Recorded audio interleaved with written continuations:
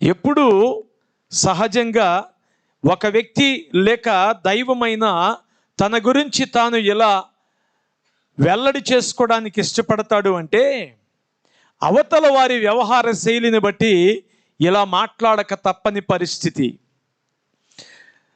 మానవ చరిత్ర ఆరంభము నుండి కూడా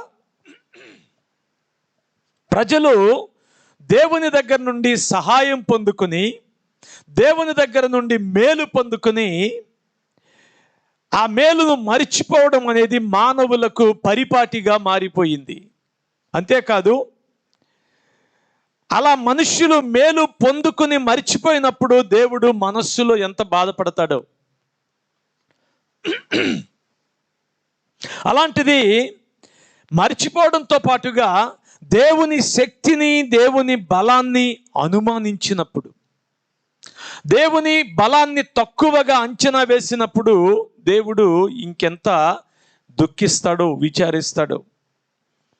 అందుకని అలాంటి పరిస్థితులు తారసపడినప్పుడల్లా దేవుడు మానవాళికి తానేమై ఉన్నాడో, తన శక్తి సామర్థ్యాలు ఏమిటో గుర్తు చేయడానికి ఆయన ఏమాత్రము సందేహించకుండా ఎలాంటి ప్రవచన వాక్కులు మన కోసము మాట్లాడింపచేశాడు.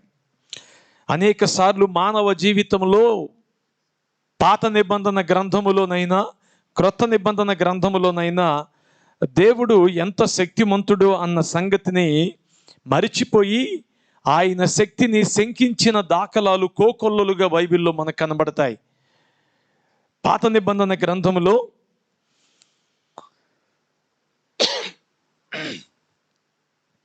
ఇశ్రాయేలు ప్రజలు ఐగుప్తు బానిసత్వములో నుంచి బయటకు వచ్చారు.